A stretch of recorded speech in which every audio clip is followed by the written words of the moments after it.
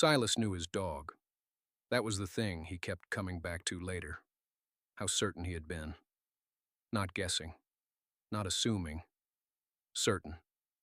Because the evidence was always there when he got home. Holes near the back fence. Soil pushed up along the base of the wall. Sometimes the garden. Sometimes the corner by the old tree. Echo had been digging, and whenever it happened, Echo was never waiting at the door. The backyard, holes near the fence line.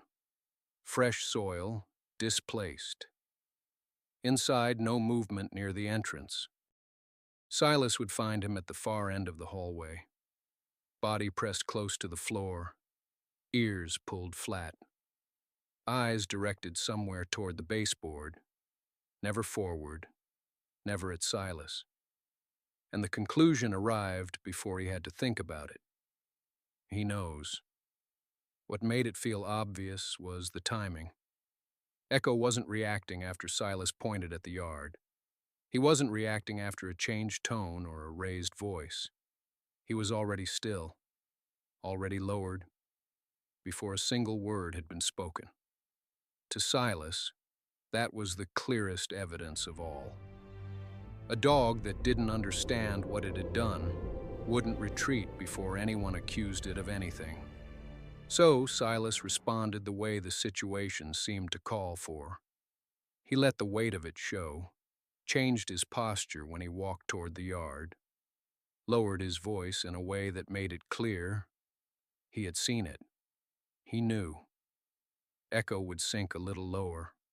It felt like acknowledgement, like consequence landing exactly where it was supposed to. And then the digging stopped. The yard stayed clean. Days, then weeks. Silas had addressed it. Echo had understood. The problem was resolved. He was certain of it. The yard, undisturbed. Clean soil. No damage visible. But Echo didn't change. The yard was fine. Nothing had been disturbed. And Echo was still not coming to the door. The same stillness. The same body pulled back. On days when Silas came home relaxed. When the house was exactly as he had left it. On days when there was nothing wrong at all. Silas stood in the hallway one afternoon, watching Echo against the far wall, and the explanation he had been carrying didn't quite cover what was in front of him. If Echo was reacting to something he had done. Echo near the hallway wall, the yard visible through the back window, completely untouched. Echo doesn't look toward it. The posture is identical to every other time. Silas started checking the yard the moment it happened. Not to confirm damage. To find it. To make the behavior make sense again. Most of the time there was nothing. He tried coming home quieter. Softer movement through the door. No keys dropped on the counter. Echo still didn't come forward. He tried coming home in a good mood. The kind of afternoon where nothing had gone wrong. When he wasn't carrying anything heavy. Same thing. The body that didn't move toward him. The gaze that went somewhere else. A brief lip lick, barely visible. Weight shifted back, just slightly, away from the door. Silas enters. Echo near the far side of the hallway. Not retreating fully, but not approaching either. A slow shift of weight backward. Gaze moves toward the side wall. A single lip lick. Then stillness.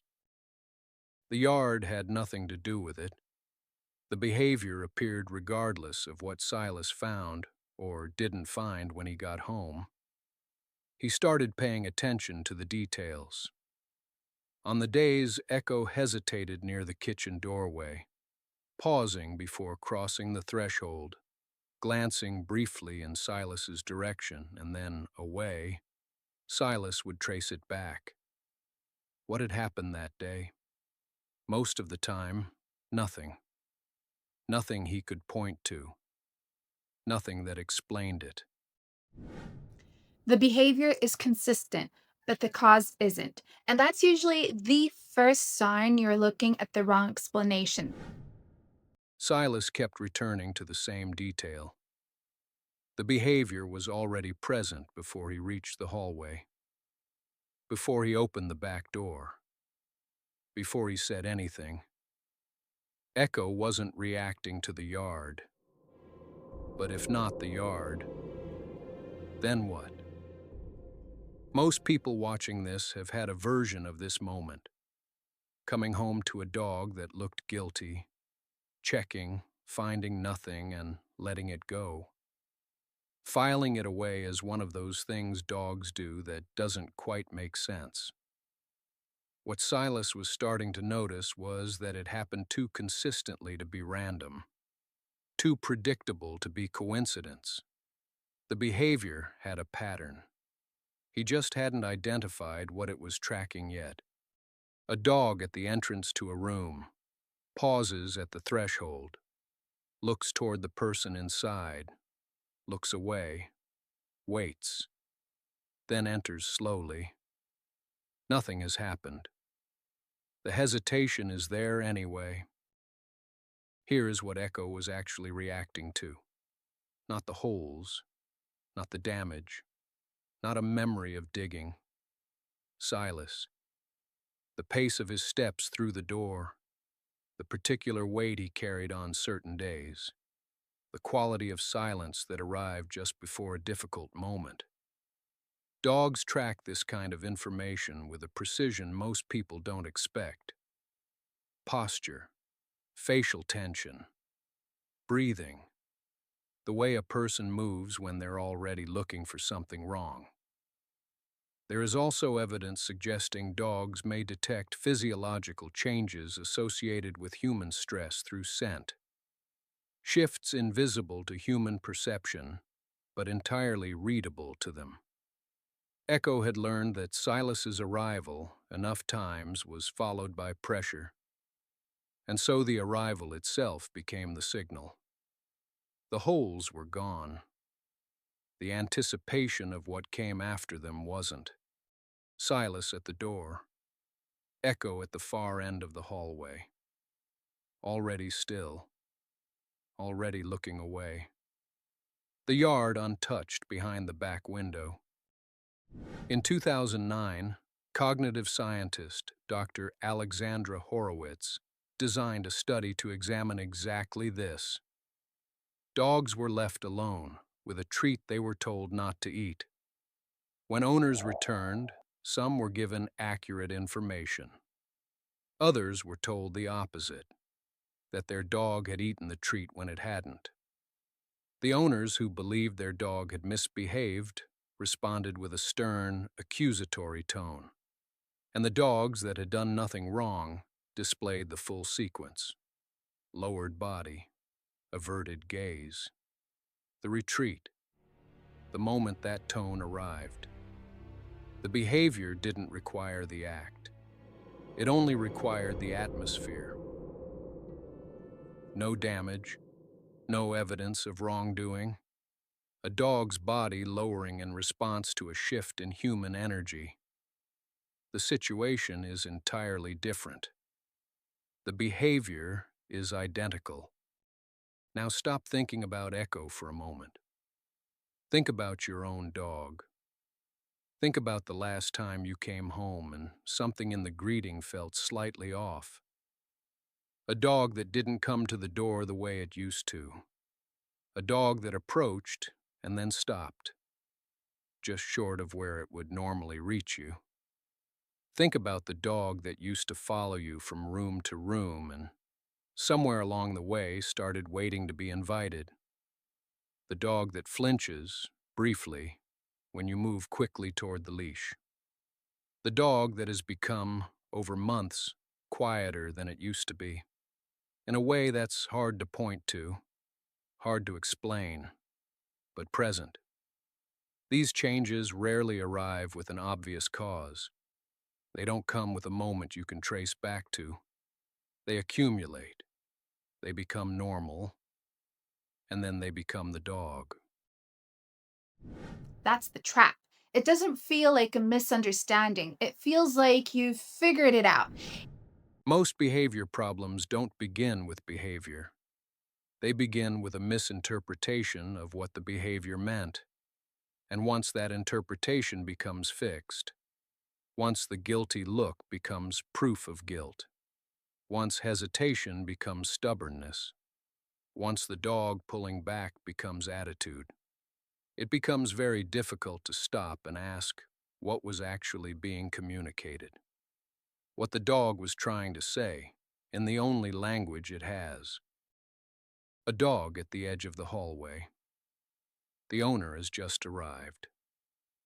The dog doesn't move forward immediately. A small pause, a look toward the door, then a slow approach. The owner doesn't notice the pause. Silas never set out to make coming home feel threatening. That part is worth sitting with. There was no intention behind it, no decision, no moment where he chose to build that association. It happened because the interpretation felt correct. And because it felt correct, he never thought to question it. Echo near the hallway wall. The yard undisturbed through the back window. Silas standing still, not moving toward Echo, just watching. Here is something worth trying. Not as an experiment, just as an observation. The next time your dog shows what looks like guilt, before you respond to it, check whether anything actually happened. Not whether you suspect something happened, whether something actually did. And if the house is untouched, if nothing is out of place and the behavior is still there, notice what you were carrying when you walked in, whether your posture had already shifted before you said a word, whether your dog was responding to something in you before you had a reason to show it. This is what the study revealed. Innocent dogs, falsely accused, displayed the full sequence the moment the tone said they had done something wrong. The behavior didn't require the act. It only required the atmosphere.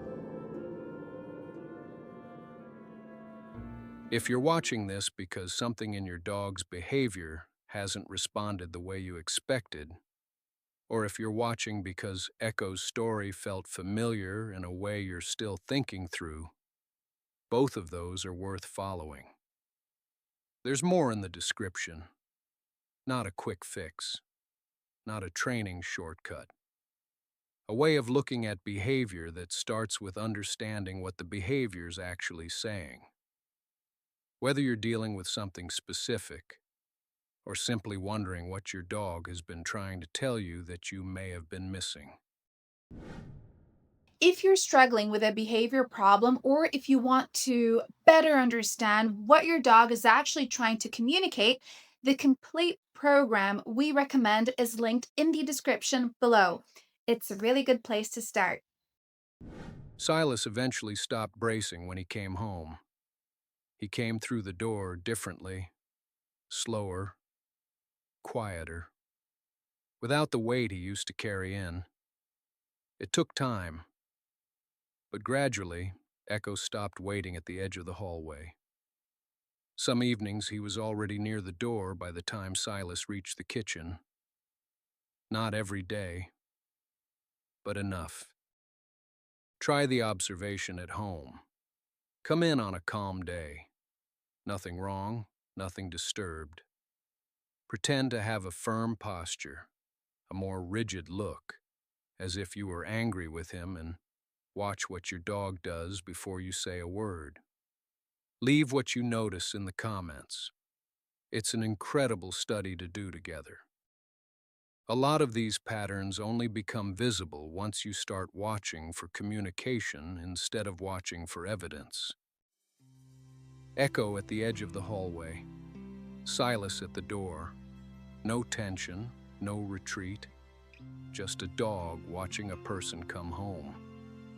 Silas spent months looking at the holes.